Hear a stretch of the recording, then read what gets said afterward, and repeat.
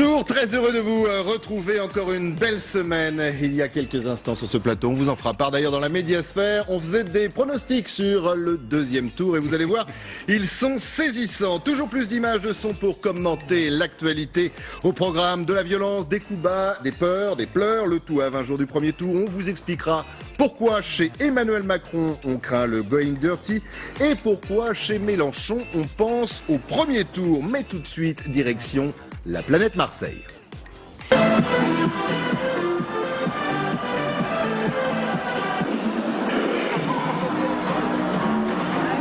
Emmanuel dans l'oreillette. Ah oui, oui. Ah ouais, c'est un fan de l'OM, hein. Ah oui. Bon, alors ça, on peut siffler le PSG, on a le droit, allez-y. Qui saute pas n'est pas Marseillais. Ouais. Qui saute pas n'est pas Marseillais. Allez, allez. Et je vous en propose une autre. Qui saute pas n'est pas Macron. Qui saute pas n'est pas. Mesdames, messieurs, un tonnerre d'applaudissements en appelle Emmanuel Macron.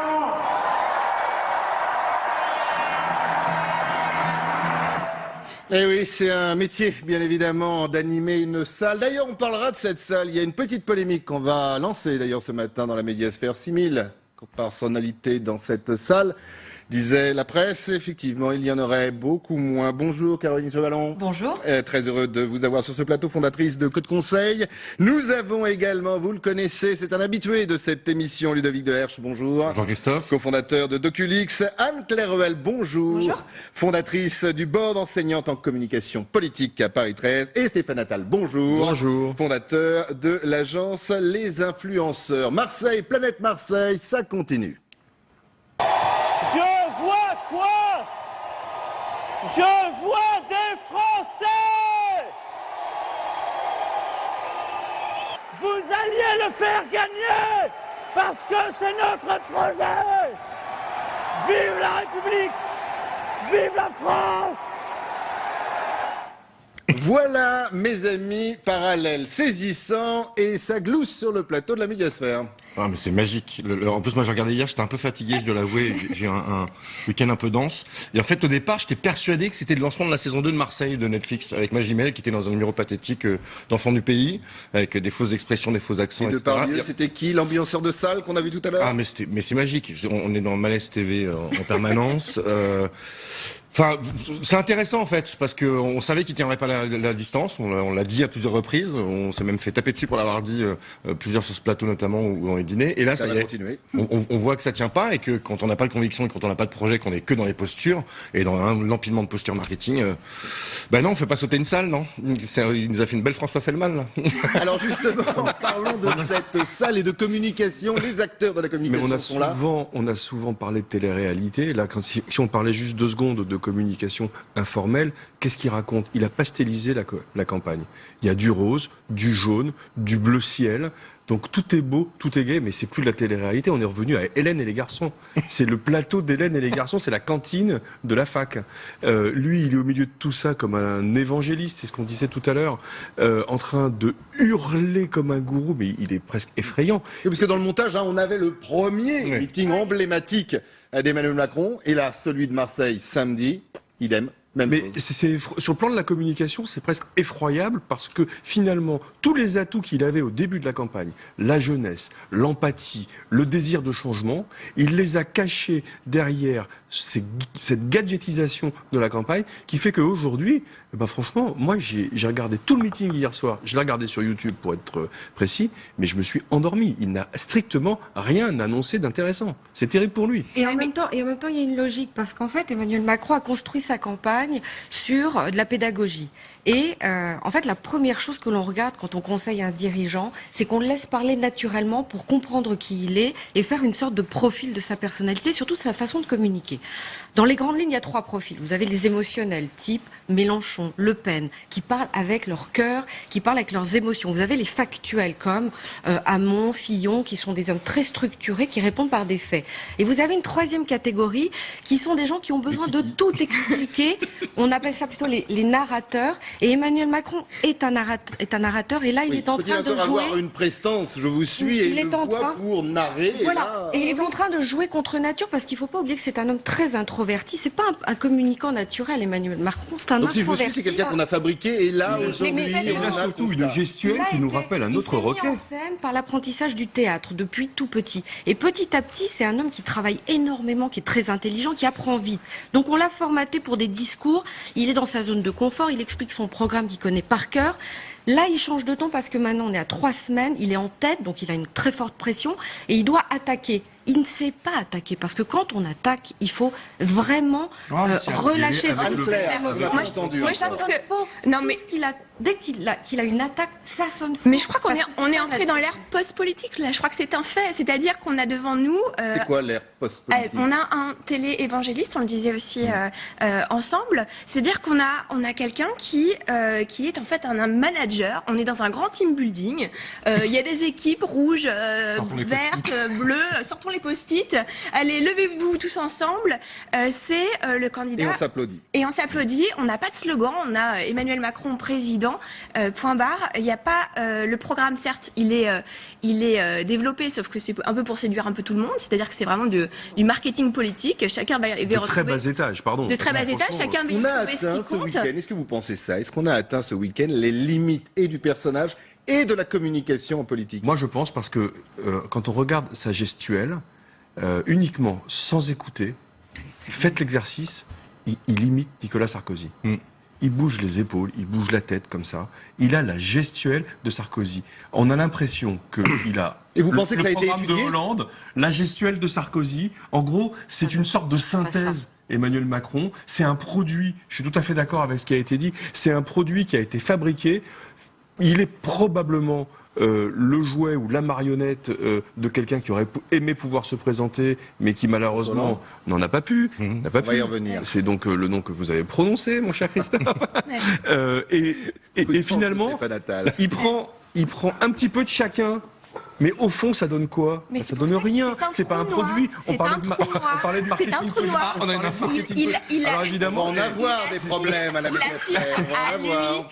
Toutes les composantes politiques, on est mort. C'est-à-dire que c'est ça, c'est une espèce de force, mais il n'y a rien, c'est un candidat de synthèse, voire un artefact pur et dur, quoi. Un artefact. Non, mais c'est le triangle des Bermudes, je suis d'accord. C'est ça, c'est le triangle des Bermudes. Et il retire de toute matière les choses. Après, j'en souris d'habitude, je suis plutôt en colère parce que enfin... Oui, c'est vrai. Là, vous avez l'air non pas résigné, mais... parce qu'on va pas se raconter de bêtises, ce type est dangereux.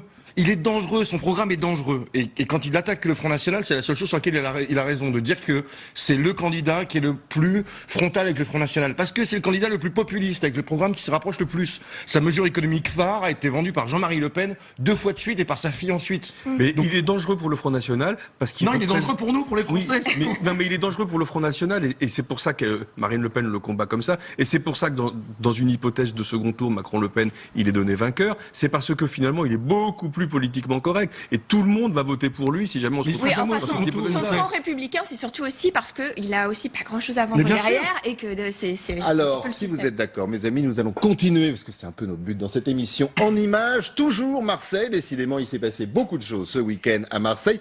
Toujours Emmanuel Macron, mais autre contexte. Regardez. Aujourd'hui, et comme on dit ici, on craint des gains. Les Français, ils sont bons. Pas bonjour. Oui, je t'ai jamais dit un truc comme ça. Ne me touchez pas. Ne me touchez pas. Ne me touchez pas. Ne me touchez pas. Ne me touchez pas. Lève ta main, mon frère. Ne me touche pas. Vous dites que les Français c'était bon en rien et vous venez là. Allez, non, tu m'as dit que les Français c'était bon en rien. Non, on est d'accord ou pas? Je n'ai jamais dit ça. Vous ne passerez pas. On n'a jamais voté, on votera pour que vous ne passerez pas. On est bon en rien et ne venez pas nous voir à Marseille. Je viens pas à Marseille. C'est pas seulement vous, Marseille. Ne venez pas nous voir. C'est vous qui êtes bon en rien. Vous n'avez rien fait. Pendant le quinquennat, vous n'avez rien fait. Vous êtes bon en rien. Et voilà. Et donc, il est donc l'héritier du quinquennat. Mais oui, mais les Français sont intelligents, ça fait plaisir de voir ça. C'est que les gens sont intelligents. Par contre, c'est là où on voit le danger, c'est qu'il dit D'habitude, on vote pas, et là, on va voter pour pas que vous passiez. C'est-à-dire que vous votez pour qui? Oui, c'est ça. Et c'est là où il y a un vrai danger. C'est là où il y a un danger. Mais ce monsieur, comme vous le dites, il a dit tout haut ce qu'on est en train de dire ici dans cette atmosphère feutrée. Il est le candidat de la suite. Il est le garant de la continuité du programme de François Hollande. Et je pense qu'il a eu vraiment tort de s'afficher avec des soutiens qui sont des soutiens qui l'institutionnalisent. Il avait une stratégie de rupture. Il a été parfois victime de ses soutiens, notamment le dernier la semaine dernière. Non mais enfin, ses soutiens, quel soutien? Enfin, il ratisse large. Attends, Delanoë. Non mais c'est ça. Enfin, Delanoë, ça me rappelle les méthodes de Clichy. Enfin, on va arrêter de Manuel Valls. Manuel Valls, c'est qui? Enfin, c'est toute la Hollandie. Toute la Hollandie. Pas seulement. Mais d'où l'image à Estrosi, ce d'ailleurs. monsieur en question, là, il se rappelle de ça. On va y revenir sur cette image parce qu'elle a fait couler beaucoup d'encre. Alors, des attaques, il y en a eu. Je vous le disais, des pleurs. L'idée, quand même, de rendre coup pour coup entre les candidats. Et puis, il y a cette image. Stéphane Attal essayait de la dessiner, voire de la contourner. Eh bien, on l'a, une image d'ailleurs. Un nom aussi, c'était milieu de semaine dernière. Elle venait de François Fillon. Il a continué autre meeting. C'était en Corse. Écoutez. Il faut faire éclater notre volonté d'alternance, celle d'une alternance forte, pas d'une alternance molle. Faites tomber les masques d'Emmanuel Hollande ou de François Macron, peu importe. Nos compatriotes se moquent bien de ce bal masqué politique.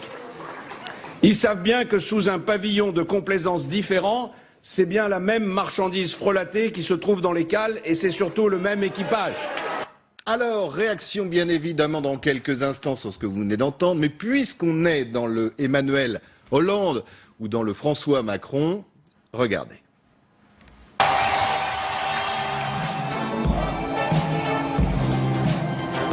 Bonjour à vous. Bonjour Marseille.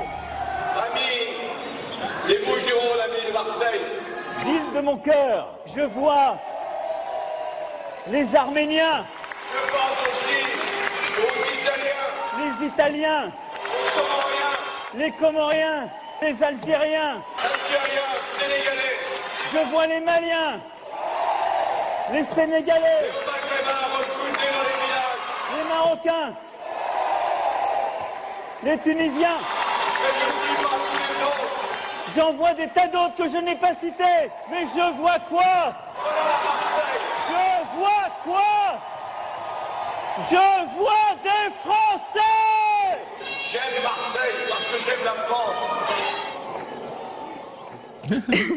Voilà, une séquence réalisée sans trucage. Il ne s'agit simplement que de montage. Commentaire pendant justement, autant tout vous dire, c'est la franchise dans la médiasphère de Ludovic Delaherche. Il ne voit quoi? Il ne voit plus rien. Voilà. Non, mais sur la réaction des comédiens. Mais sur la réaction de Fillon, Non, mais c'est quand comme quoi même... une stratégie de communication a ses limites. Elle a ses limites, sa stratégie de communication, et tout commence à s'effriter. Moi, j'ai lu quelque chose qui m'a interpellé ce week-end, c'est qu'il paraît qu'il est coaché par Mimi Marchand. Je ne sais pas qui était Mimi Marchand. C'est quand même une femme. Expliquez aux téléspectateurs qui est Mimi Marchand. Alors, Mimi Marchand, c'est une femme qui quand même donne toutes les images pour les paparazzi, de paparazzi dans la presse People. Et il semblerait, ça a été relaté par Vanity Fair, que Brigitte Macron était à un dîner avec Xavier Niel. Elle s'inquiète sur l'affaire de l'homosexualité de son mari. Xavier Niel lui dit, mais il faut absolument que tu sois coaché par cette femme. L'équipe de Macron tremble. Et en fait, c'est une femme qui a conseillé à Brigitte Macron de poster, de faire la couve de Paris Match en maillot de bain. C'est aussi elle qui a conseillé à Macron de mettre des banderoles, des couleurs un petit peu sur scène. Elle lui a dit quitte ton pupitre, il l'a pas fait. Elle est au premier rang de tous ses meetings. Mais et elle danse comme on l'a vu à Marseille. Et elle danse. Ça veut dire qu'Emmanuel Macron est coaché quand même par quelqu'un une folle et quelqu'un qui lui fait travailler sa voix. C'est quelqu'un, on lui a appris à parler marseillais en 48 heures et on voit bien les limites de sa communication. Oui. C'est mal passé. Il a très mal dit, franchement. C'est ce qu'on appelle un flop, mais quelle erreur de com. C'est du basique, quoi. On ne peut pas employer l'expression d'une région dans laquelle on va si on est décalé par rapport à cette expression. Il est en décalage complet. Il sait même pas ce qu'il dit. Il ne comprend pas ce qu'il dit. Il ne comprend pas. Oui, alors il y a cette référence effectivement à Ayam.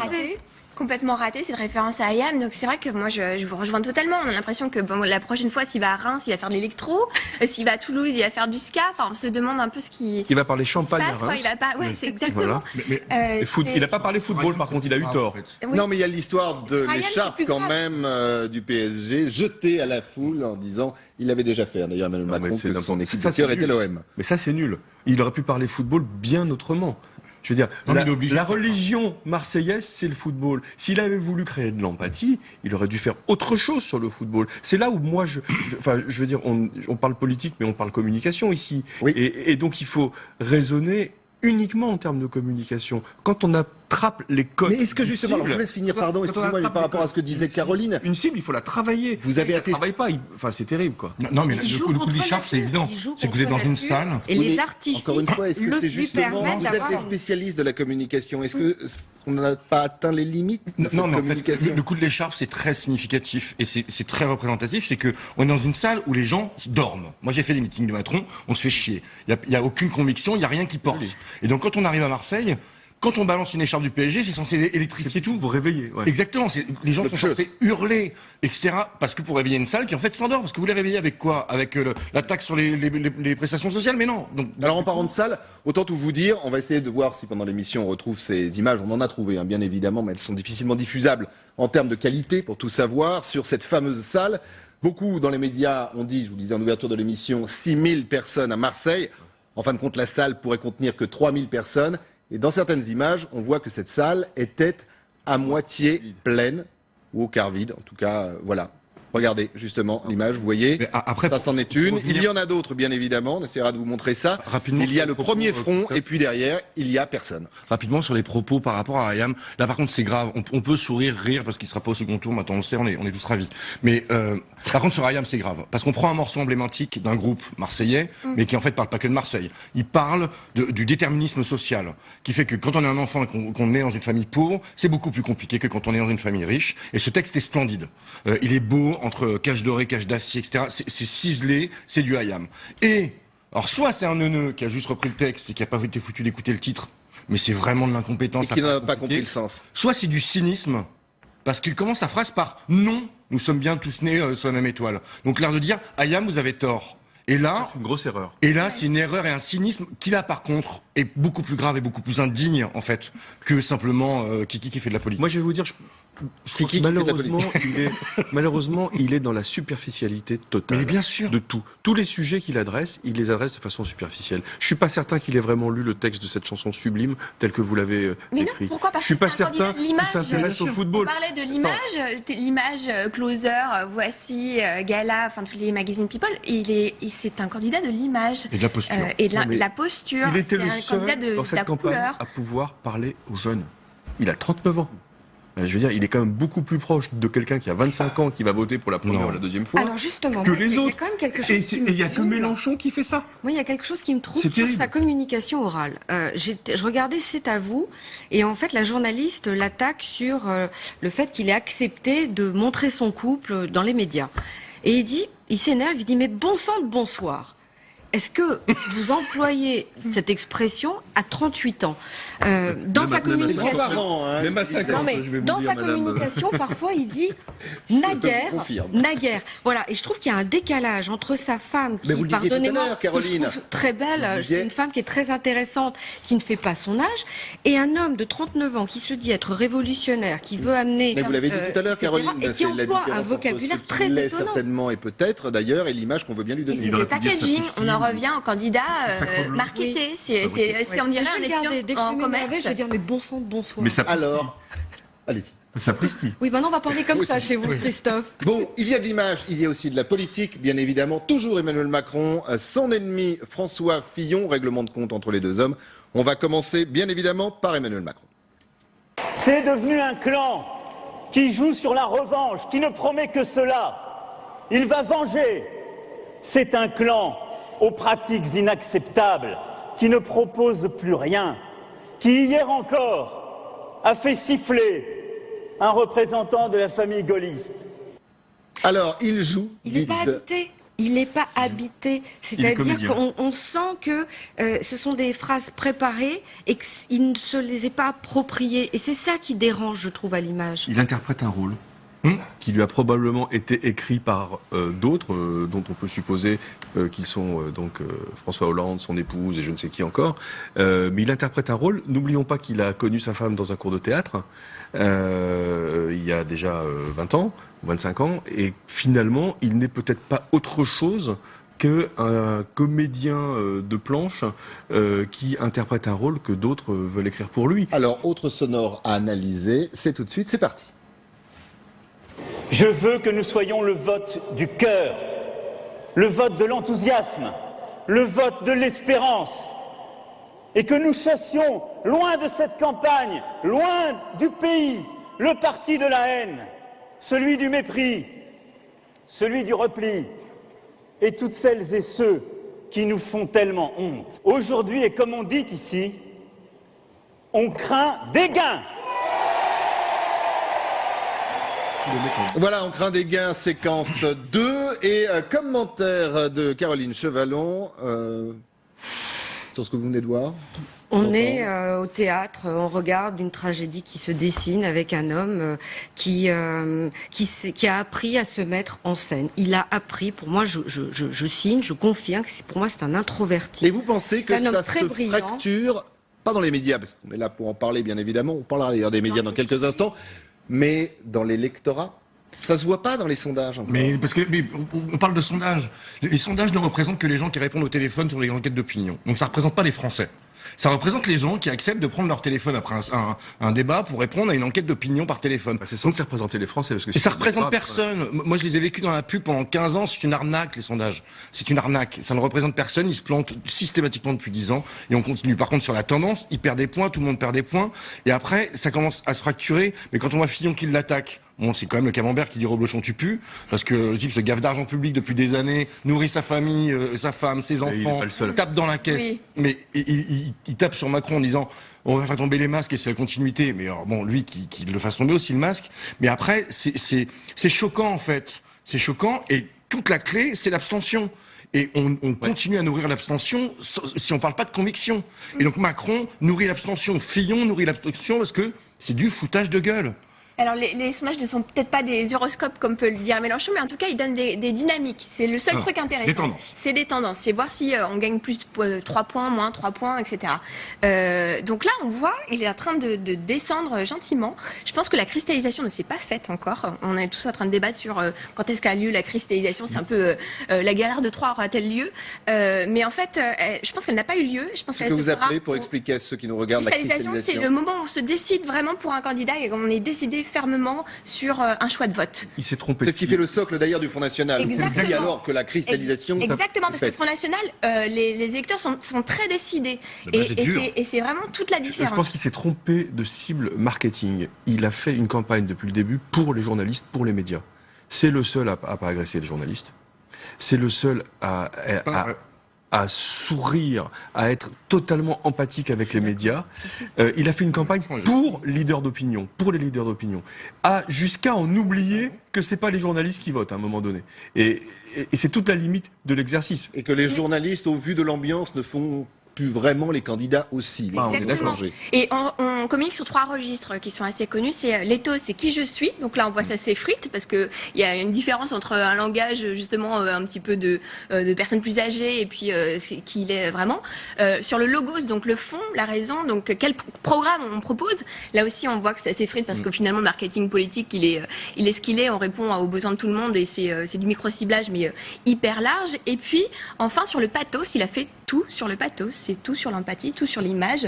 Et c'est ça qui... Alors, en parlant d'image... Je ne suis pas sûre que ça va s'effriter. Il faut voir dans le temps parce qu'il a quand même une grande capacité de réactivité. Dès qu'il sent qu'un danger arrive, il réagit extrêmement vite et il désamorce régulièrement. Débat, alors, voilà. On verra effectivement demain pour ce débat. On en parlera bien évidemment dans la médiasphère en termes d'image et peut-être justement dans cette expression de savoir s'adapter, voire de semer la zizanie. Il y a une autre séquence.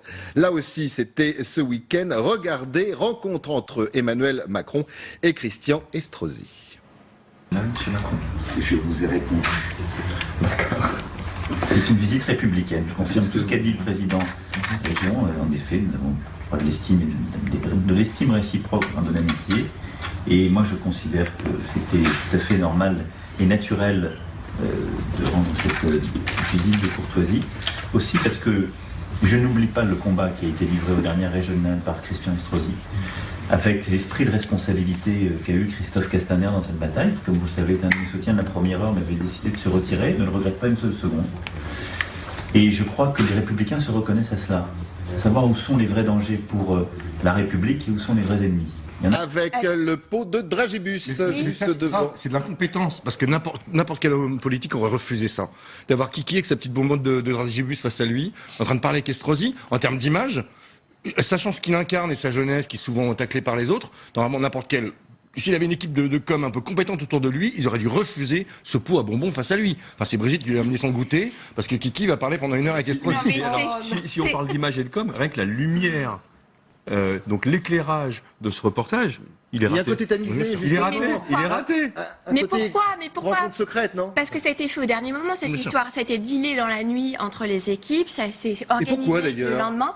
Eh bien pourquoi? Pour contrer commenté, on va y revenir. Pour contrer Emmanuel Hollande, lancé par Fillon. C'est-à-dire que là, on a vu tous les valsis qui arrivent. Et Estrosi, sarkozyste, se prête au jeu. Bien sûr. Et puis il est redevable d'une certaine façon. Parce que l'homme qu'on a vu sauter sur scène, genre qui ne saute pas n'est pas Macron, c'est l'homme qui a permis à Estrosi d'être le président de région.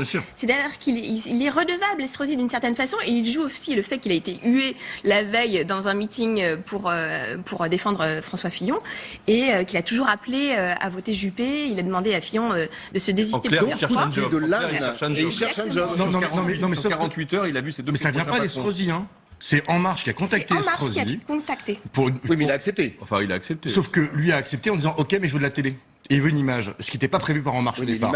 Et c'est pour ça que c'est pour le savoir, elle peut être désastreuse. Non, mais c'est pour ça que c'est monté. Ça sert à quoi à Estrosi d'avoir une image? Il est candidat à rien, sauf évidemment à avoir un job chez Macron, chez Fillon. Mais comme tous les autres. Il y a l'ouverture, justement, notamment au centre et à droite, prônée par Emmanuel Macron. Oui, et c'est très risqué pour Macron parce que justement, Estrosi est quand même quelqu'un qui est très clivant pour la gauche. C'est contre Christiane Taubira, contre le mariage pour tous. Enfin, c'est des choses un petit peu fortes et iconiques. Enfin, il s'est attaqué à ça, quoi. Mais il en a besoin pas qu'à pour les législatives. Je vous laisse continuer si vous êtes d'accord sur le sujet. On va juste écouter ça. Estrosi, c'est un signe.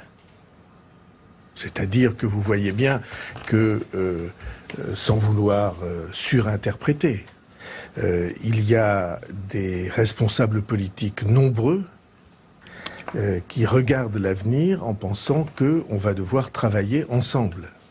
Et qui, en ce sens, font des signes qu'on appelle républicains. Qu'est-ce que ça veut dire, un signe républicain? Ça veut dire qu'on partage l'essentiel.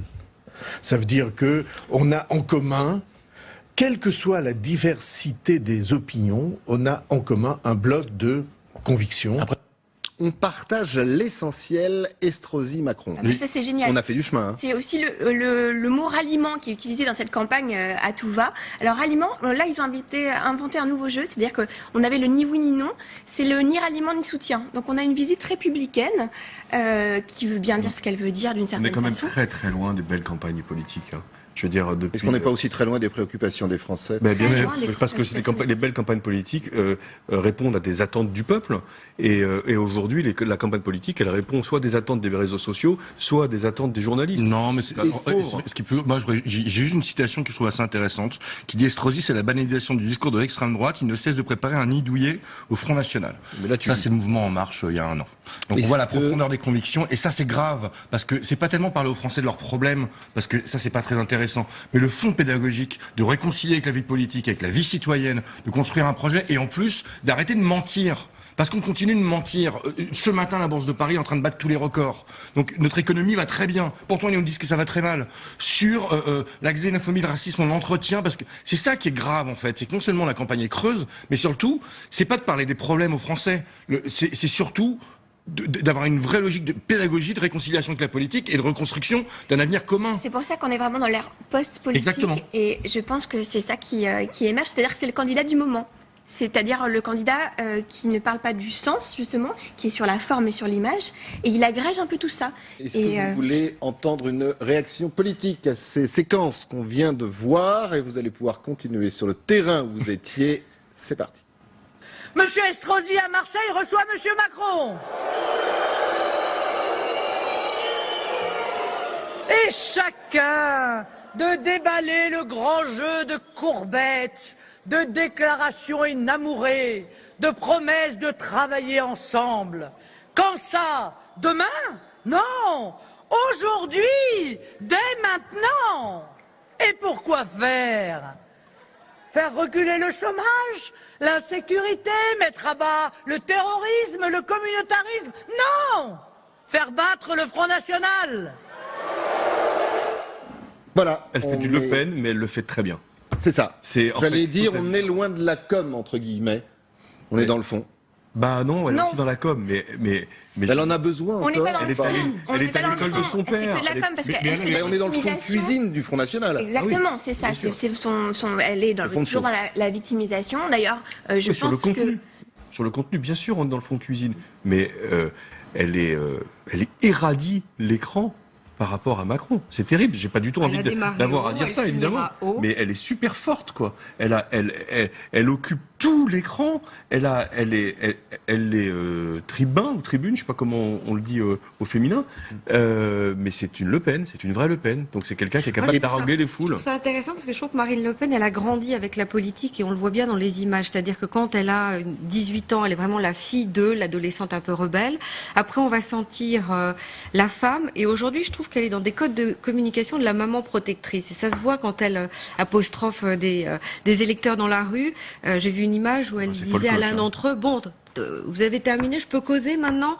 Et on avait vraiment l'impression que c'est la maman qui va dire à table, qui tape la main sur la table. C'est Alice Sapritch dans Folcoche. Voilà. Alors, autre communication, autre élément qui revient assez souvent et très souvent, bravo pour l'image dans cette campagne. Alors, ils l'ont tous fait, notamment ce week-end, la presse.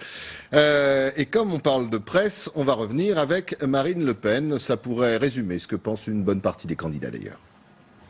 Les médias se déchaînent pour tenter de nous atteindre de leurs flèches venimeuses. Le but ne sera pas de commenter avec neutralité et déontologie, mais de dénigrer, de caricaturer, parce qu'ils ne savent faire que cela dès que j'ouvre la bouche. Sûrement auront-ils à peine écouté le discours d'ailleurs, mais plus un Français n'est dupe de cela. Les médias encore. Mais elle est super forte. On parle quand même d'un parti qui a organisé une fraude fiscale à grande échelle avec des sociétés écrans qui vendent des kits de campagne qui sont remboursés avec l'argent public. Donc c'est une escroquerie à grande échelle. L'assistant parlementaire qui était organisé, on a les mails, etc. Ouais. On a quand même quelqu'un qui est sur scène avec marqué au nom du peuple, alors qu'elle a tapé dans les poches pour pouvoir nourrir des gens qui sont. Enfin, le Front National s'est construit avec des gens qui ont des noms à particules. On parle de noblesse installée. Elle a été nourrie. Mais alors là, on veut retourner vers les médias, ça ne passe pas. En tout cas, ça a du mal. C'est pas François Fillon. Et on a quelqu'un qui parle aussi à l'électorat le plus populaire, alors que c'est quand même quelqu'un qui vient aussi d'une grande bourgeoisie. Il y a une espèce de hiatus comme ça, et pourtant tout passe. Tout est calculé dans les vêtements. D'ailleurs, je sais pas si vous l'avez vu. Tout simplement parce qu'on s'y attend. La concernant. Sur l'Europe, c'est évidemment s'y attend. Ce qui a provoqué l'affaire Fillon, c'est qu'on s'y attendait pas. Le peuple ne s'y attendait pas, et il a provoqué un effet de sidération suite aux révélations du Canard enchaîné, qui a cristallisé sur les affaires. Mais avec elle, on s'y attend, ça a toujours été comme ça. Sauf son père est un magouilleur, je suis entièrement d'accord avec vous. C'est un grand enfumeur. Sa fille pareil, il va savoir si les deux sœurs c'est pas la même chose aussi. J'en sais rien. Mais oui, la grande différence, effectivement, c'est qu'elle n'a jamais dit qu'elle était irréprochable. La grande différence avec Fillon, c'est ça. C'est d'ailleurs ce qu'il a regretté ce week-end encore, François Fillon, quand il a dit, voilà, je l'ai dit et c'est pour ça que tout le monde m'est tombé dessus. Bien sûr. J'aurais pas dû le dire, c'était une erreur. Pas le fond, d'ailleurs, mais la formule était une erreur. Mais en plus, il y a un fond je vais vous raconter une scène avec Marine Le Pen que j'ai vécue il y a quelques années. Il y a un fond chez elle qui est assez intéressant. Je me suis occupé d'une école de rugby pendant très longtemps et son fils jouait à Suresnes. Et donc, j'étais moi avec le Racing et toute l'école de rugby du Racing. Et elle vient chercher son enfant. Et elle sait que c'est le Front National. Elle a l'habitude de l'hostilité des gens, etc. Et on voit qu'elle balaye et rapidement, Moi, je me suis battu toute ma vie contre Front National, donc ça devait ça laisse voir. La seule personne qu'elle a targetée, c'est moi, et pendant 2 heures, elle m'a pas lâché. Et elle est redoutable, parce qu'elle est habile, elle est intelligente, c'est une femme cultivée. Donc tout est bien travaillé, et elle aime cet affrontement d'aller tout le temps au plus difficile. C'est la grande différence qu'il y a 2 grands populistes aujourd'hui, qui sont elle et donc Macron. La grande différence, J'allais vous poser la question, vous voyez. Mélenchon un petit peu quand même. Parlons pas de Mélenchon il y a 5 ans. On va en parler pourtant dans 2 minutes. Mélenchon, aujourd'hui, c'est très différent, en fait. Et sur le fond de son programme, il a un fond populiste depuis très longtemps. Si on regarde son programme-là, il n'y a rien de populiste dans son programme, en réalité. Vous parlez de Mélenchon. Et vous savez quoi? On va en parler tout de suite. Quelle transition! Ah, c'est bien, c'est préparé. Oh là là là là là là là. Mélenchon, on l'a titré comme le 3e homme. Lui pense peut-être le 2e, et certains, pourquoi pas, sur ce plateau, pensent même premier homme. En tout cas, on l'écoute parce que Mélenchon a un poids, Mélenchon a un appui, les astres. Il est vrai que depuis plusieurs jours, les horoscopes nous sont favorables. Eh bien, si ça sert à donner du cœur à l'ouvrage, tant mieux. Et il ne faut pas renoncer à l'enthousiasme qui nous saisit à l'idée d'une victoire qui hier semblait impossible et aujourd'hui semble se rapprocher de nous. Alors on va parler fond, on va parler forme, et Stéphane Attal en parlait en regardant les images, en disant les images, le public, les jeunes. Les jeunes, la densité, la compacité de la foule, il parle à des fans. Le dernier qui a été élu par des fans, il s'appelle Trump. Hein. Ouais, mais ça n'a rien à voir. Ça n'a rien à voir quand même. Ça n'a rien à voir quand même. Là, ce qui est intéressant dans la scénographie, c'est que c'est vraiment du stand-up, quoi. C'est-à-dire Je que tu vois fais quand un même show. ce que veut dire Stéphane Attal, c'est-à-dire que Merci Christophe. ne fait pas un parallèle entre Non, il y a Trump et une Mélenchon, notion de mais forme qui est pas déclenchée sur pour les mêmes ce raisons. mouvement De fond. Oui, mais Et autant tout dire à celles et ceux qui nous regardent, même dans les médias. Mais bien sûr. Mélenchon est en train de séduire. Mais bien sûr. Mélenchon est en train d'avoir un traitement particulier, des Mais- commentaires Il parfois. fait 3 pages dans Mélenchon le JDD travaille ce ça dimanche. depuis des années. Mélenchon a commencé à aussi pacifier un peu sa communication. Il utilise la communication non violente, donc il Qu'est-ce qu'il fait se fait d'ailleurs? plus C'est une rond. bonne question, je vous pose la question. Il se fait plus rond là dans Voilà. les médias. Est-ce qu'il a une communication, Mais bien vous dites sûr. qu'elle a changé, de gagnant En fait, ou d'homme du deuxième tour? Non, en fait, je pense que c'est pas qu'il a une. Enfin, il sera au second tour. Vous avez des sondages qui sont faits en face à face, qu'il annonce comme pour les Français, c'est la personnalité. Je le note. Et on a, Allez. Il sera au deuxième tour. Combien de on a mis des numéros montants.